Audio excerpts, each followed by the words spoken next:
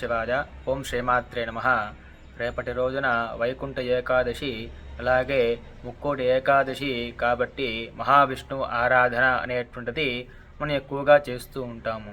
అసలు ఏకాదశి యొక్క విశిష్టత ఏమిటి, అసలు ఈ ఏకాదశి వెనక ఉండేటువంటి ఆంతర్యం ఏమిటి అని మనం చూసుకుంటే, ఏకాదశి అంటే 11 వచ్చేటువంటి సంఖ్య, అంటే 11 అని అర్థం అన్నమాట. ఈ ఏకాదశి రోజున మనం ఏమి చేయాలి, అసలు ఈ ఏకాదశి మనకి ఏమి చెప్తుంది అని మనం చూసుకుంటే, ఈ ఏకాదశి మనకి ఏమి చెప్తుంది అంటే రంధ్రాన్వేషణ. అంటే ఒక మనిషికి సాధారణంగా ఎన్ని రంధ్రాలు ఉంటాయి? నవద్వారాలు, అంటే 9 రంధ్రాలు కలిగి ఉంటాడు మనిషి. కాకపోతే మనిషికి మొత్తం కూడా 11 రంధ్రాలు ఉంటాయి అని చెప్పి మనకి శాస్త్రము.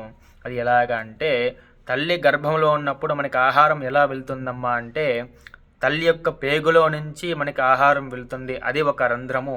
అలాగే మనిషి చనిపోయిన తర్వాత బ్రహ్మద్వారం అనేటువంటిది మనకి మూర్ధిలో ఉంటుందన్నమాట. దీన్ని మనం బ్రహ్మద్వారం అంటాం, అది కూడా ఒక రంధ్రము.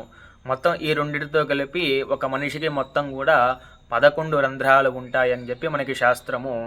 కాకపోతే మనం ఈ రంధ్రాన్వేషణ చేయాలి. ఎందుకు అంటే, ఒక మనిషి పుట్టడం అనేటువంటిది సహజం, మరణం అనేటువంటిది సహజం.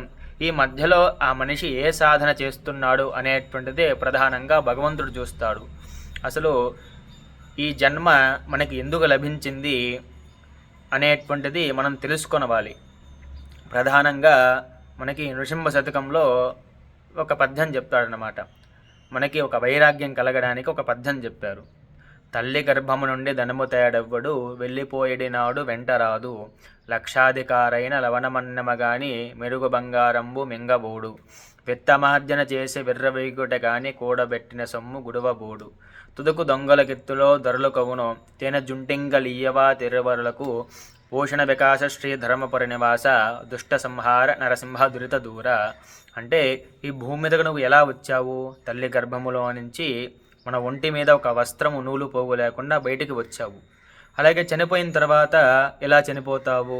నీ ఒంటి మీద కనీసం మొలతాడు లేకుండా నిన్ను బోళ్ళ వణుకబెట్టి నిన్ను కాల్చేస్తారు.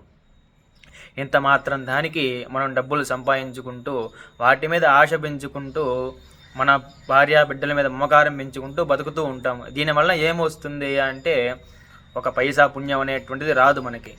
మనకు పుణ్యం ఎలా లభిస్తుంది అంటే, ఎప్పుడైతే దైవం కోసం మనం అన్వేషణ చేస్తూ ఉంటామో, ఎప్పుడైతే దైవాన్ని గురించి మనం తెలుసుకుంటూ ఉంటామో, ఎప్పుడైతే దైవనామస్మరణ అనేటువంటిది మనం చేస్తూ ఉంటామో, అప్పుడు మనకి పుణ్యం అనేటువంటిది లభిస్తుంది అని చెప్పి మనకి ఏకాదశి అనేటువంటి తిథి మనకి చెప్తుంది.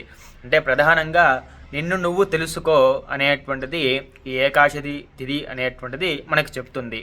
కాబట్టి ఈ ఏకాదశి తిథి రోజున అందరూ కూడా మీకు తోచినంత సమయంలో భగవద్గీత పారాయణ చేయడం కానీ, అలాగే విష్ణు సహస్రనామ పారాయణం చేయడం కానీ అవన్నీ కూడా చేస్తూ ఉండండి. ఎందుకు అంటే, ఒకసారి మానవ జన్మ లభించింది అంటే ఇంకొకసారి వస్తుందో లేదో మనకి తెలియదు. మొత్తం కూడా 84 లక్షల జీవరాశుల తర్వాత వచ్చేటువంటి జన్మే ఈ మానవ జన్మ. అందుకనే జంతువునాం నరజన్మ దుర్లభం. ఈ మానవ జన్మ అనేటువంటిది రావడం చాలా కష్టము. అదే వచ్చినటువంటి జన్మని నీవు నిలబెట్టుకోగలిగితే అదే నీ జీవిత పరమార్థం అని చెప్పి మనకు శాస్త్రం చెప్తుంది. కనుక వీలైనంతసేపు రోజుకి కనీసం 1 గంట అయినా కూడా భగవన్నామ స్మరణ చేయండి. మనకి ఎన్నో పనులు ఉంటాయి. మనిషి అన్నాక ఈ జీవన శైలిలో ఎన్నో రకముల పనులు అనేటువంటివి ఖచ్చితంగా ఉంటాయి. కాకపోతే ఆ పనులు పక్కన పెట్టి ఎవరైతే దేవనామ స్మరణ చేస్తారో వారికే మోక్షం లభిస్తుంది అనేటువంటిది శాస్త్రం. కనుక ఖచ్చితంగా అందరూ కూడా రోజుకి ఎంతో కొంతసేపు భక్తితో, మనసుతో భగవన్నామస్మరణ అనేటువంటిది ఖచ్చితంగా చేయాలి కూడా. కాబట్టి ఎవరు కూడా ఈ జీవితాన్ని, ఈ సమయాన్ని వృధా చేసుకోనకుండా ఆ దేవనామస్మరణ చేస్తూ అందరూ ముక్తిని కూడా పొందుతారు అని చెప్పి నేను కోరుకుంటున్నాను. ఓం నమః శివాయ. ఓం శ్రీమాత్రే నమః. ఓం నమో నారాయణాయ.